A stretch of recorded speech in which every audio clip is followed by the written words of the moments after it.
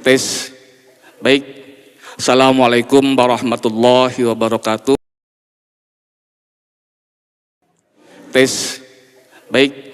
Assalamualaikum warahmatullahi wabarakatuh. Selamat malam. Alhamdulillah nahmaduhu wa nasta'inuhu wa nastaghfiruh wa na'udzubillahi min syururi anfusina wa min sayyiati a'malina. May yahdihillahu fala mudhillalah wa may yudlilhu fala hadiyalah. Asyhadu an la ilaha illallah wa asyhadu anna Muhammadan abduhu wa rasuluhu la nabiyya ba'dah.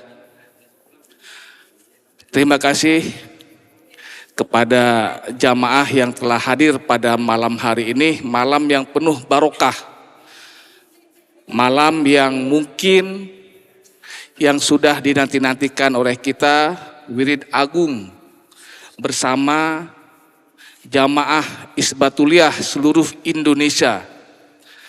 Tadi saya dapat informasi dari beberapa daerah juga melakukan wirid agung yang sama dengan jam yang sama. Dan terima kasih juga perwakilan jamaah dari Lampung, Pak Ustadz Ari yang telah datang, jamaah yang dari Surabaya, Pak Ustadz sudah datang, jamaah dari Bandung, Kang Hilmi, jamaah dari Banten, Pak Ustadz Nur, dan mungkin jemaah-jemaah yang lainnya dari Jabotabek, dan mohon maaf saya tidak sebutkan satu persatu, mungkin terlalu banyak ustadz-ustadz yang hadir pada malam hari ini. Baik, dalam sesi acara ini kita bukan bedah buku tentang sidang tafsir Quran ya, tapi kita akan mendengarkan sejarah ini tepatnya mungkin 10 tahun yang lalu ya, Pak Pak Ustadz Fatur Rahman ya. Pak Ustadz Fatur Rahman ini yang menulis buku sidang tafsir Quran 1 sampai sidang tafsir Quran yang ke-7. Beliau telah hadir di tengah-tengah kita pada malam hari ini. Beliau datang dari Purwokerto dari kemarin ya Pak Ustadz ya, menginap di Pondok Cabe. Nah, alhamdulillah malam ini sudah hadir di tengah-tengah kita. Baik, kita tidak akan berlama-lama. Kita akan mendengarkan sejarah antologi. Kalau bahasa Bantennya mungkin antologi ya Ustadz ya. Kalau bahasa ininya mungkin ngambilan serpih-serpihan ceramah-ceramah Bapak baik dari visual maupun dari audio dikumpulkan oleh beliau sehingga menjadi sebuah karya yang mana karya ini sangat bermanfaat buat kita, khususnya murid-murid Bapak, murid-murid Ayahanda, untuk selalu kita kenang. Dan kenang-kenangannya itu adalah sebuah buku yang Ustadz Fatur tulis lewat serpihan-serpihan ini. Dan saya tanyakan, dari mulai kapan Pak Ustadz kira-kira buku ini diproses? Pengambilannya serpihan-serpihan, mungkin serpihan saya ingat dari modifikasi Al-Quran ya. Instruksi dari zamannya Umar, terus direalisasikan oleh zamannya Utsman bin Khattab ya, serpihan-serpihan Al-Quran ini. Dan ini agak-agak mirip seperti itu Pak Ustadz ya. Coba kita akan dengarkan bersama-sama sejarah antologi dan sehingga terjadi modifikasi sidang tafsir Quran 1 dan sampai 7. Silahkan Pak Ustadz.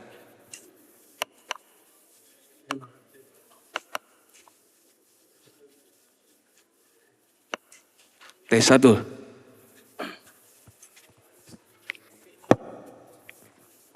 Oh ya.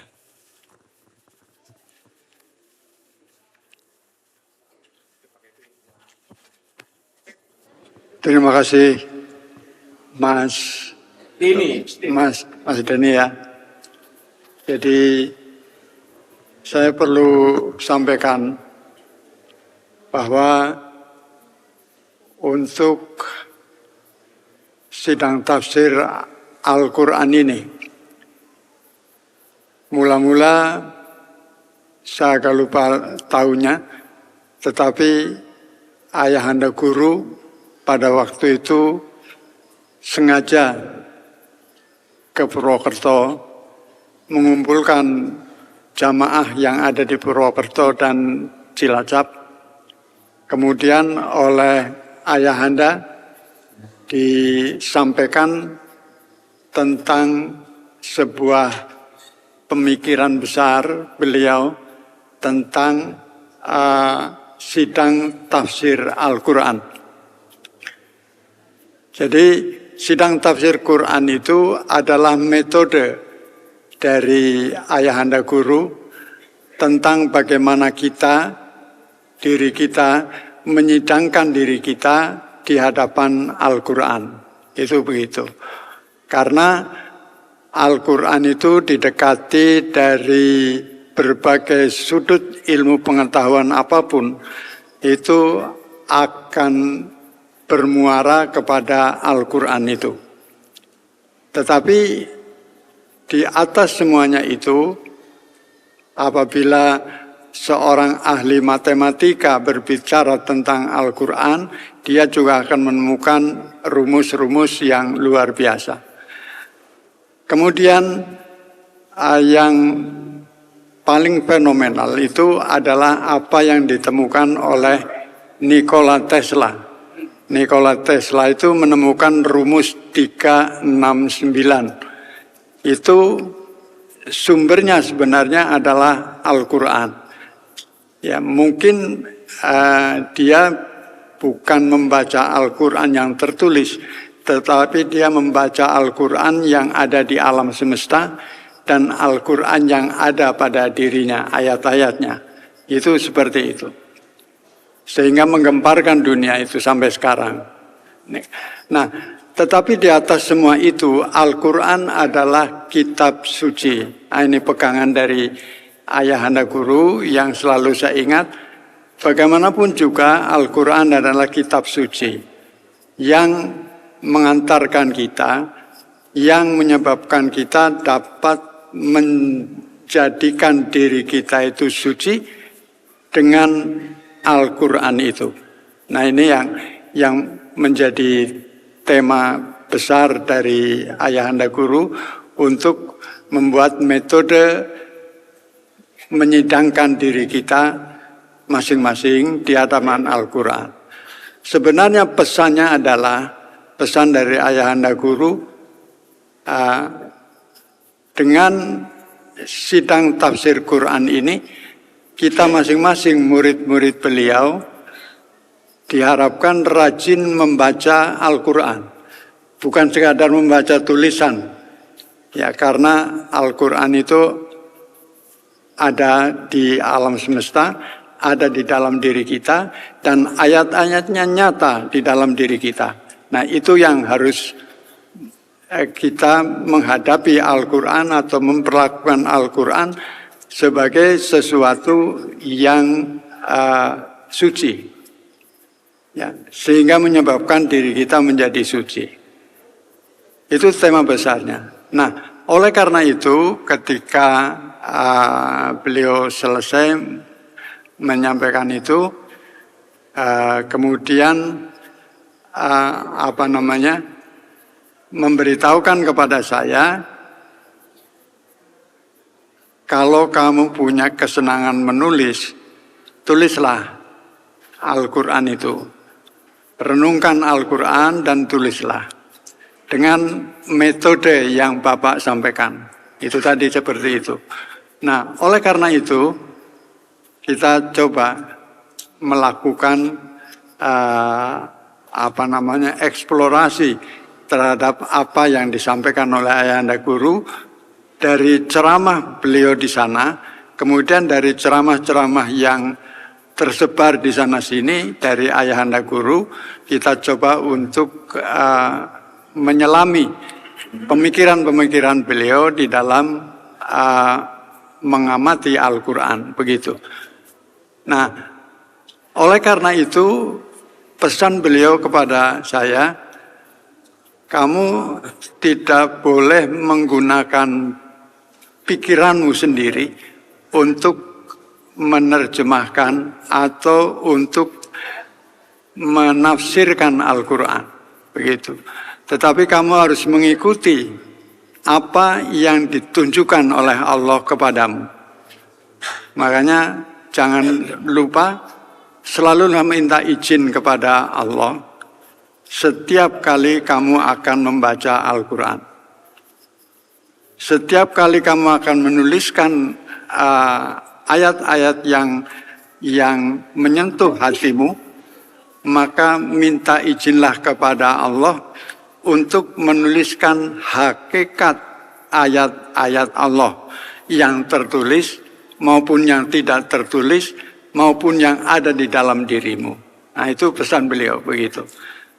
Makanya saya minta izin pada beliau, ayah, kalau diperbolehkan, saya ingin membuat foto ayah untuk selalu, karena pada waktu itu saya masih murid baru dari beliau, begitu. Makanya saya bilang kepada beliau supaya saya diizinkan memperbesar foto itu untuk saya taruh di depan meja saya kalau mau menulis.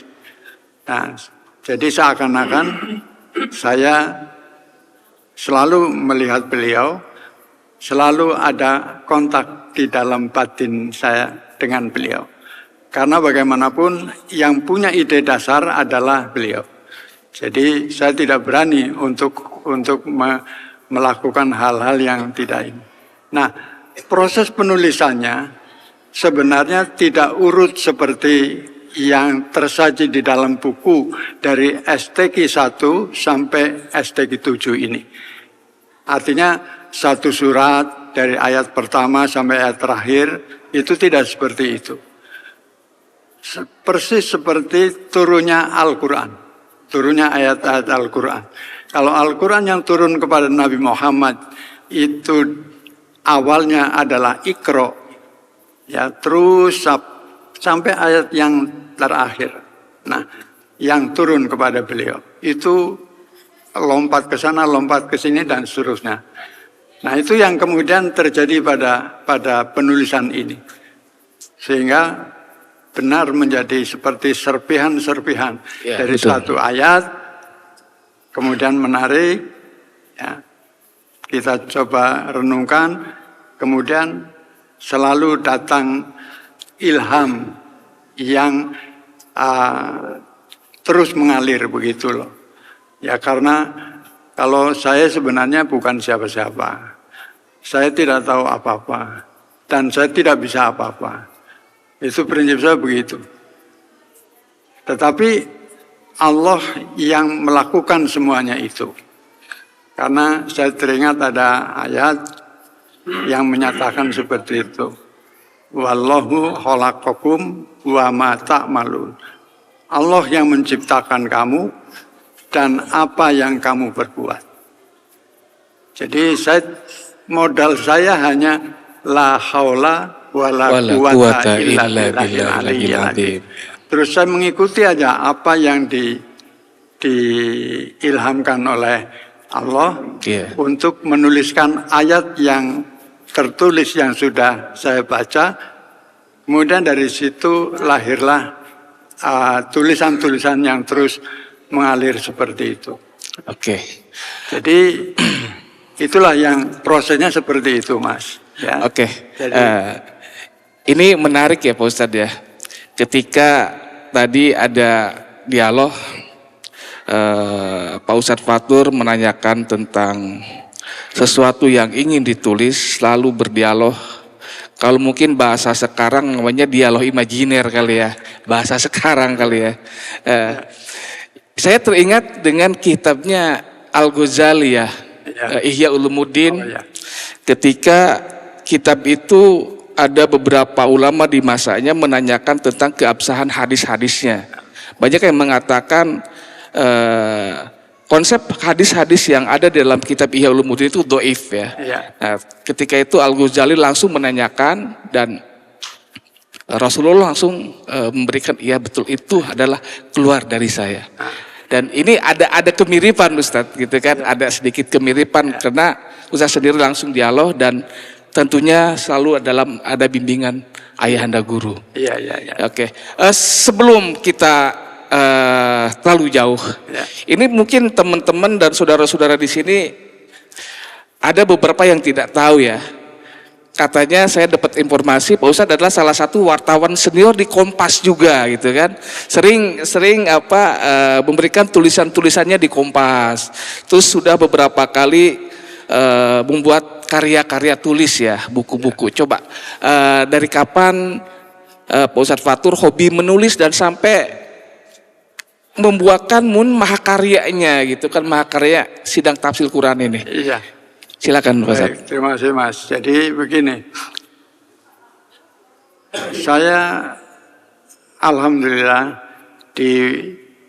diberikan bekal oleh Allah untuk menjalani hidup ini dengan menyukai bahasa, begitu. Artinya dari sejak saya sekolah dasar sampai sekolah yang lebih tinggi lagi, itu saya lemah sekali dalam pelajaran ilmu pasti. Yang saya suka itu memang bahasa. Nah, itu yang menyebabkan saya tertarik untuk menuliskan. Makanya sebagai contoh begini, sederhana saja. Jadi ketika saya ditawajukan oleh ayahanda guru bertemu dengan beliau pada akhir tahun 2003 begitu. Ustadz Musa saksinya gitu. Oh iya, Pak Ustadz Musa hadir juga ya. Iya.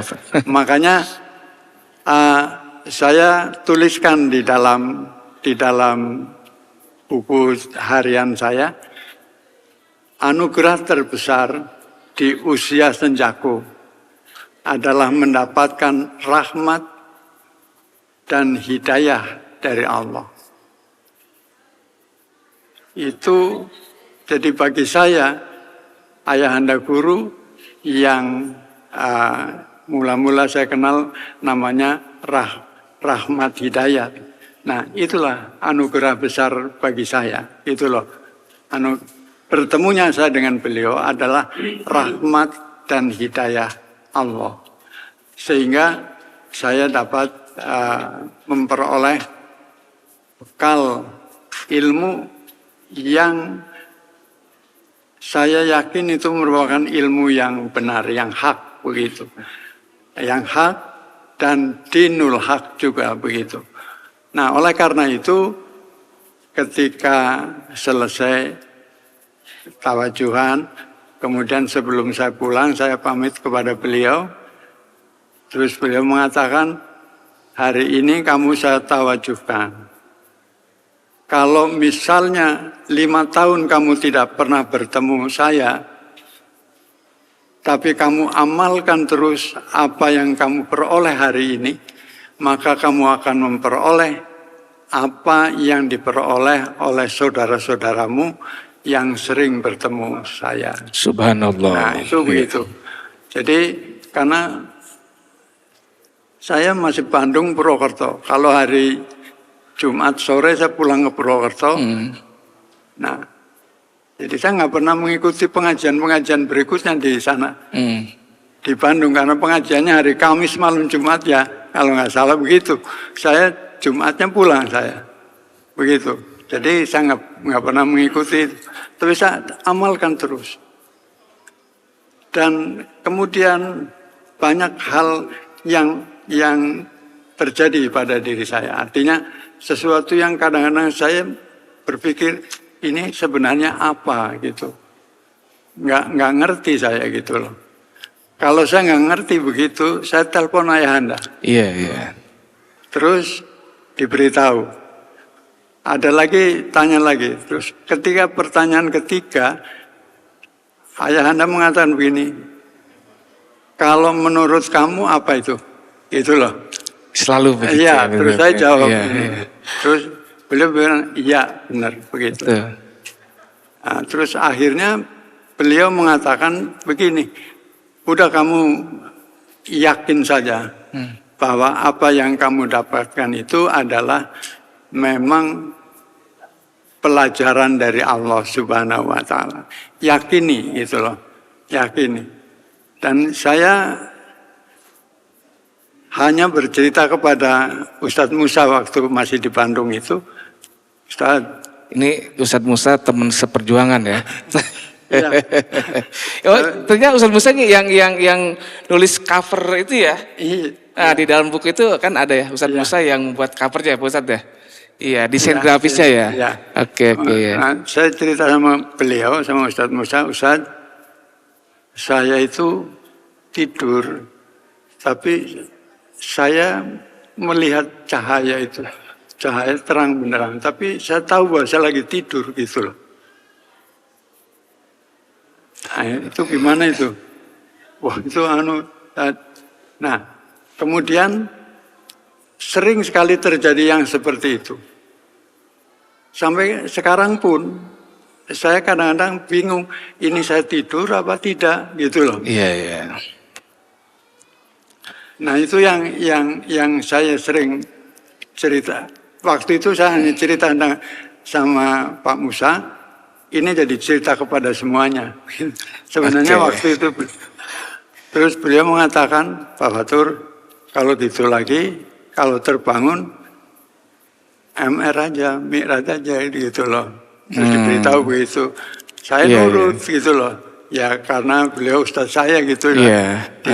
Jadi saya ikutin gitu loh. Jadi ilmu yang kita dapatkan dari ayahanda guru itu adalah benar-benar ilmu yang hak gitu loh. Nah, itu yang ilmu yang oleh Nabi Muhammad disebutkan ilmu yang bermanfaat. Gitu. Nah, ilmu yang bermanfaat itu. Nah, dan saya sampai kemudian berpikir begini, oh berarti sabda Nabi Muhammad yang mengatakan sampaikan dariku walau hanya satu ayat. Dan yang satu ayat itu adalah Mi'raj itu. Oke, siap. Gitu. Itu yang satu ayat. Kalau itu dilakukan terus menerus, itu artinya kita akan mendapatkan pemahaman Al-Quran. Gitu. Baik. Nah itu begitu. Nah itu yang kemudian menjadi proses penulisan sidang tafsir itu. Tapi selalu saya sampaikan kepada ayah, ini tulisan yang sudah dirangkum, begitu. Tiap kali mau diterbitkan selalu begitu. Karena saya tidak mau kalau tidak ada ACC dari ACC dari ayah dulu. Karena beliau yang mempunyai ide besar. Dan nama beliau dicantumkan di situ, sehingga pertanggungjawaban secara ilmiah pun beliau harus paham juga, harus mempersiapkan diri begitu. Oke, baik. Jadi sedikit pertanyaannya mengarah kepada teknis nih ya, Pak Ustadz ya. Penulisan Pak Ustadz itu ketika, itu kan kita tahu di STQ itu kan kita mengupas surat per surat ya. 1, 2, 3, 4 sampai ke 7 itu ada 3 surat kalau tidak salah ya bocorannya. 3 surat. Terus yang ke 1 juga itu 3 surat juga ditambah sunnah Rasul ya. Iya. Itu apakah penulisan itu langsung sekaligus 3 surat, apa per surat store dulu ke ayahanda dan lalu ayahanda meng-ACC apa seperti apa Ustaz? Jadi begini, prosesnya kayak tadi ya, ayat yang saya temukan saya tulis, ya ini nanti dikumpulkan. Setelah dikumpulkan, dari 3 itu saya sampaikan kepada beliau. Dalam bentuk masih print out yang saya kumpulkan, lalu saya serahkan kepada beliau. untuk dikoreksi. Nah, nanti beliau menyampaikan apa yang untuk sisipannya itu, untuk bonusnya. Iya, iya. Kamu tulis mengenai apa namanya sunnah Rasul, misalnya saya tuliskan sunnah Rasul. Nah, sebelum terbit yang ke-7 ini, saya bilang kepada beliau, Ayah, bagaimana kalau bonusnya itu nanti kita tulis tentang Nur Muhammad, jangan sekarang. Beliau mengatakan begitu, jangan sekarang. Nanti ada waktunya itu ditulis. Nanti jadi ada sesi sidang tafsir Quran edisi yang ke-8. Insya Allah begitu. Oke. Insya Allah begitu. Amin, amin. Kita berdoa. Ya. Baik, Pak Ustadz. Gimana? Durasi masih aman? Udah tuh, oke. Satu pertanyaan ya. Ke Pak Ustadz Musa ya. Ini menarik covernya ya. Ketika saya ngelihat cover STQ itu warnanya coklat, kayaknya warna coklat itu menarik ya. Semua orang suka coklat ya. Ini terinspirasi dari mana Pak Ustadz? Sehingga cover itu menarik sekali kita lihat gitu. Silakan Pak Ustadz.